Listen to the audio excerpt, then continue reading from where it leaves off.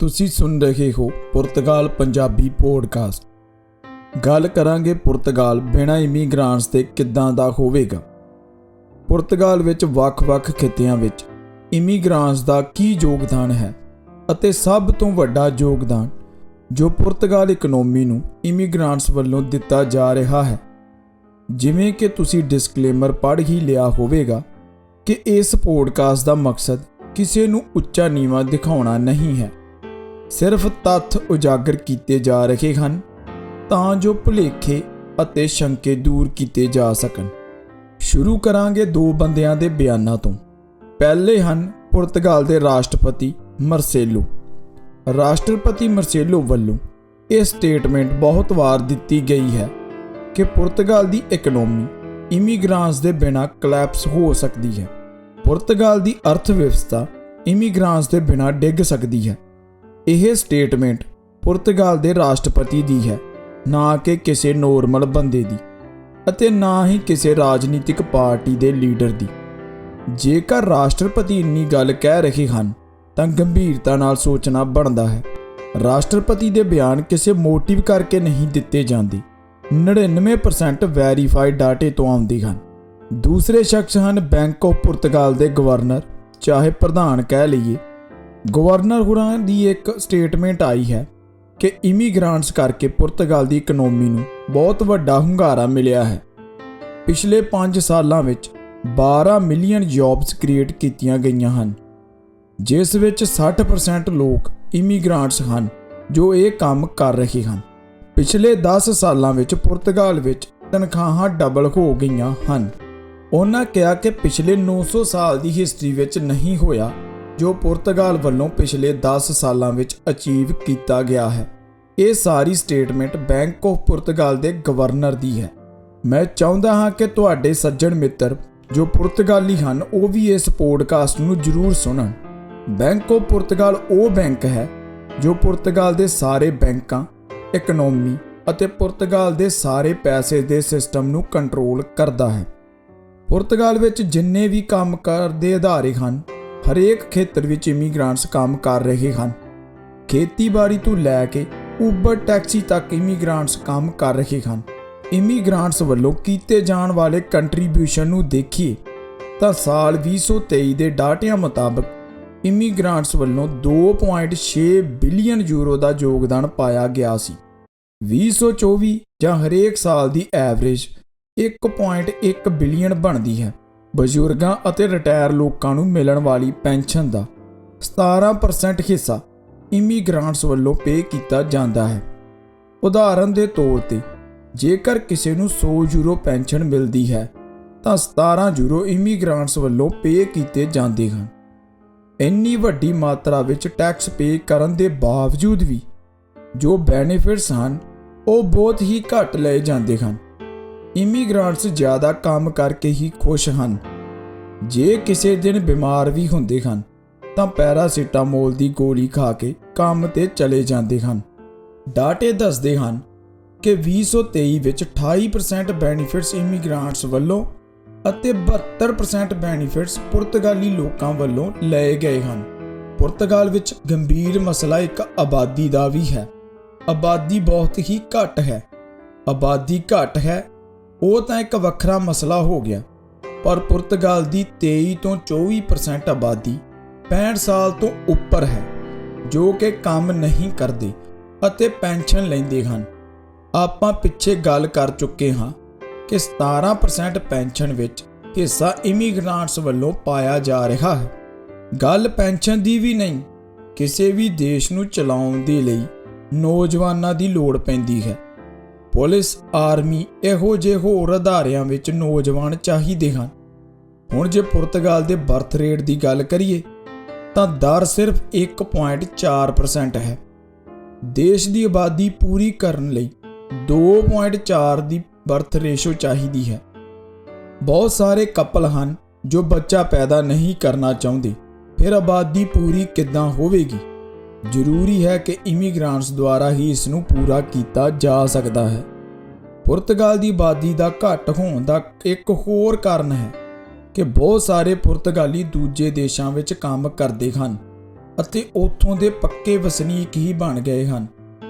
FEP ਦੇ ਡਾਟਿਆਂ ਮੁਤਾਬਕ ਜੇਕਰ ਇਮੀਗ੍ਰਾਂਟ ਦੀ ਸੰਖਿਆ ਪੁਰਤਗਾਲ ਵਿੱਚ ਹੋਰ ਨਹੀਂ ਵਧਾਈ ਜਾਂਦੀ ਤਾਂ 2033 ਤੱਕ ਪੁਰਤਗਾਲ ਦੀ ਆਬਾਦੀ 6% ਹੋਰ ਘਟ ਜਾਵੇਗੀ।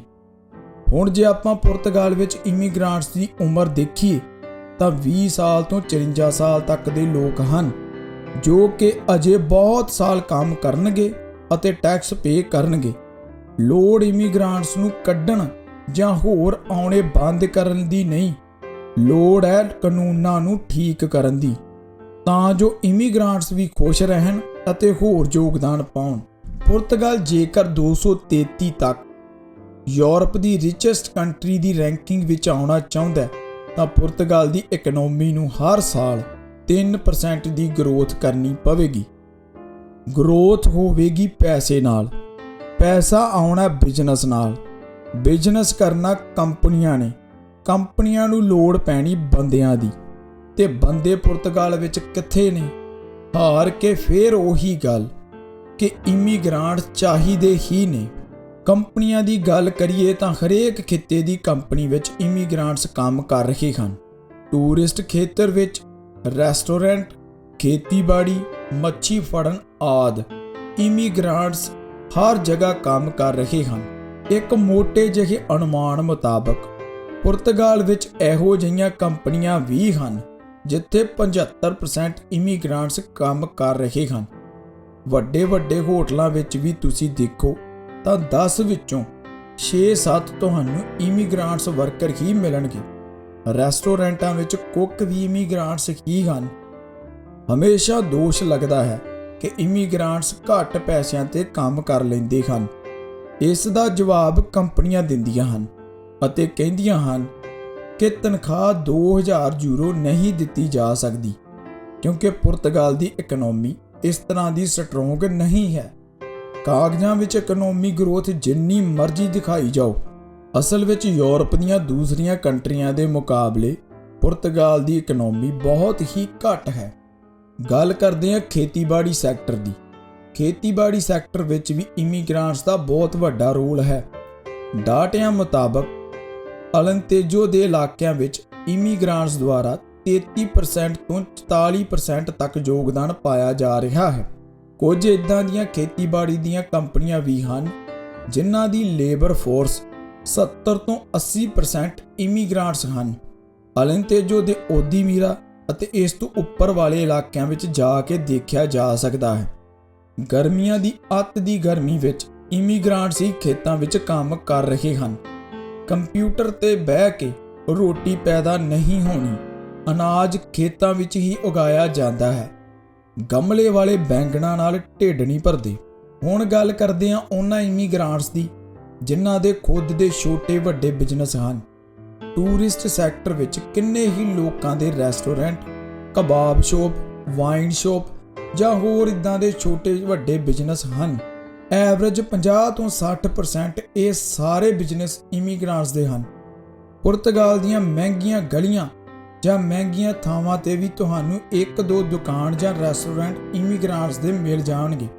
ਹੁਣ ਜੇ ਇਹਨਾਂ ਦੇ ਕੰਟਰੀਬਿਊਸ਼ਨ ਵੱਲ ਨਜ਼ਰ ਮਾਰੀਏ ਤਾਂ ਇਹ ਕਿੰਨੇ ਲੋਕਾਂ ਨੂੰ ਕੰਮ ਦੇ ਰਹੇ ਹਨ। ਸੁਗਰਾਂਸਾ ਪੇ ਕੀਤਾ ਜਾ ਰਿਹਾ ਹੈ, GST ਦਾ ਆਦਾਨ ਪ੍ਰਦਾਨ ਹੋ ਰਿਹਾ ਹੈ, ਪ੍ਰੋਫਿਟ ਟੈਕਸ ਭਰੇ ਜਾਂਦੇ ਹਨ। ਇਮੀਗ੍ਰਾਂਟਸ ਦੀਆਂ ਛੋਟੀਆਂ ਦੁਕਾਨਾਂ ਤੁਹਾਨੂੰ ਹਰ ਚੌਥੀ ਗਲੀ ਵਿੱਚ ਮਿਲ ਜਾਣਗੀਆਂ, ਜਿਸ ਦੇ ਰੈਜ਼ੀਡੈਂਸੀ ਲੋਕਾਂ ਨੂੰ ਬਹੁਤ ਫਾਇਦੇ ਹਨ। ਨੁਕਸਾਨ ਵੀ ਹੋ ਸਕਦੇ ਹਨ, ਉਹ ਇੱਕ ਵੱਖਰਾ ਵਿਸ਼ਾ ਹੈ। ਇੱਕ ਬਹੁਤ ਵੱਡੀ ਗੱਲ ਇੱਥੇ ਕਰਨੀ ਬਣਦੀ ਹੈ TVD ਟੈਕਸੀ, ਜਿਹਦੇ ਵਿੱਚ 80% ਇਮੀਗ੍ਰਾਂਟਸ ਯੋਗਦਾਨ ਪਾ ਰਹੇ ਹਨ। ਊਬਰ ਟੈਕਸੀ ਕਹੀਏ ਜਾਂ ਬੋਲਟ ਕਹੀਏ, 80% ਤੱਕ ਇਹ ਇਮੀਗ੍ਰਾਂਟਸ ਦੁਆਰਾ ਚਲਾਈ ਜਾ ਰਹੀ ਹੈ। ਡਾਟਿਆਂ ਮੁਤਾਬਕ ਆਨਲਾਈਨ ਟੈਕਸੀ ਦਾ ਪੁਰਤਗਾਲ ਦੀ ਇਕਨੋਮੀ ਨੂੰ ਬਹੁਤ ਹੀ ਵੱਡਾ ਸਹਾਰਾ ਹੈ। ਫਿਰ ਗੱਲ ਕਰ ਲੈਂਦੇ ਹਾਂ ਊਬਰ ਈਟ ਦੀ। 90% ਇਮੀਗ੍ਰਾਂਟਸ ਦੁਆਰਾ ਖਾਣਾ ਪੁਰਤਗਾਲੀ ਲੋਕਾਂ ਦੇ ਘਰਾਂ ਤੱਕ ਪਹੁੰਚਾਇਆ ਜਾ ਰਿਹਾ ਹੈ। ਓਵਰਆਲ ਜੇ ਆਪਾਂ ਦੇਖੀਏ ਤਾਂ ਬਹੁਤ ਵੱਡਾ ਯੋਗਦਾਨ ਇਮੀਗ੍ਰਾਂਟਸ ਵੱਲੋਂ ਪਾਇਆ ਜਾ ਰਿਹਾ ਹੈ। ਕੋਈ ਸ਼ੱਕ ਨਹੀਂ ਕਿ ਪੁਰਤਗਾਲ ਵੀ ਇਹਨਾਂ ਦੀਆਂ ਜ਼ਰੂਰਤਾਂ ਪੂਰੀਆਂ ਕਰ ਰਿਹਾ ਹੈ। ਰੈਜ਼ੀਡੈਂਸੀ ਕਾਰਡ ਦਿੱਤੇ ਹਨ, ਨਾਗਰਿਕਤਾ ਦਿੱਤੀਆਂ ਹਨ, ਪਰ ਪੁਰਤਗਾਲ ਵਿੱਚ ਇਮੀਗ੍ਰਾਂਟਸ ਦੀ ਦੇਣ ਨੂੰ ਨਕਾਰਨਾ ਮੂਰਖਤਾ ਹੋਵੇਗੀ। ਬਿਨਾਂ ਇਮੀਗ੍ਰਾਂਟਸ ਤੋਂ ਪੁਰਤਗਾਲ ਨੂੰ ਇਮੇਜਿਨ ਕਰਨਾ ਨਾਮੁਮਕਿਨ ਹੈ। ਮੰਤਰੀ ਹੋਰੇ ਕਹਿੰਦੇ ਸੀ ਪੁਰਤਗਾਲ ਦੀ ਇਕਨੋਮੀ ਨੂੰ ਇਮੀਗ੍ਰਾਂਟਸ ਦੀ ਨਿਰਭਰਤਾ ਤੋਂ ਮੁਕਤ ਕੀਤਾ ਜਾਵੇਗਾ, ਪਰ ਮੈਨੂੰ ਲੱਗਦਾ ਇਹ ਸੌਖਾ ਨਹੀਂ। ਰਾਜਨੀਤੀ ਏਜੰਡੇ ਤੋਂ ਬਚ ਕੇ ਰਹੀਏ ਅਤੇ ਅਸਲੀ ਤੱਥਾਂ ਦੀ ਖੋਜ ਕਰਕੇ ਗੱਲ ਨੂੰ ਸਮਝੀਏ। ਪੁਰਤਗਾਲੀ ਲੋਕ ਵੀ ਰਾਜਨੀਤੀ ਏਜੰਡੇ ਤੋਂ ਬਚਣ ਅਤੇ ਇਮੀਗ੍ਰਾਂਟਸ ਵੀ ਇਹ ਸੋਚਣਾ ਬੰਦ ਕਰਨ ਕਿ ਉਹਨਾਂ ਬਿਨਾਂ ਪੁਰਤਗਾਲ ਚੱਲਣਾ ਨਹੀਂ। ਆਓ ਸਾਰੇ ਰਲ ਕੇ ਇੱਕ ਭਾਈਚਾਰਕ ਸਾਂਝ ਪਾਈਏ ਅਤੇ ਪੁਰਤਗਾਲ ਨੂੰ ਦੁਨੀਆ ਦਾ ਸਭ ਤੋਂ ਸੋਹਣਾ ਦੇਸ਼ ਬਣਾਈਏ। ਤੱਥ ਹੋਰ ਵੀ ਬਹੁਤ ਸਾਰੇ ਨੇ, ਪਰ ਪੋਡਕਾਸਟ ਬਹੁਤ ਲੰਬਾ ਹੋ ਗਿਆ। ਪੋਡਕਾਸਟ ਨੂੰ ਆਪਣੇ ਪੁਰਤਗਾਲੀ ਅਤੇ ਹੋਰ ਦੋਸਤਾਂ ਨਾਲ ਸ਼ੇਅਰ ਕਰੋ। ਕਮੈਂਟ ਕਰਕੇ ਇਹ ਜ਼ਰੂਰ ਦੱਸੋ ਕਿ ਤੁਸੀਂ ਕਿਹੜੇ ਸੈਕਟਰ ਵਿੱਚ ਕੰਮ ਕਰਦੇ ਹੋ, ਤਾਂ ਜੋ ਇੱਕ ਰਿਸਰਚ ਹੋ ਸਕੇ। ਧੰਨਵਾਦ।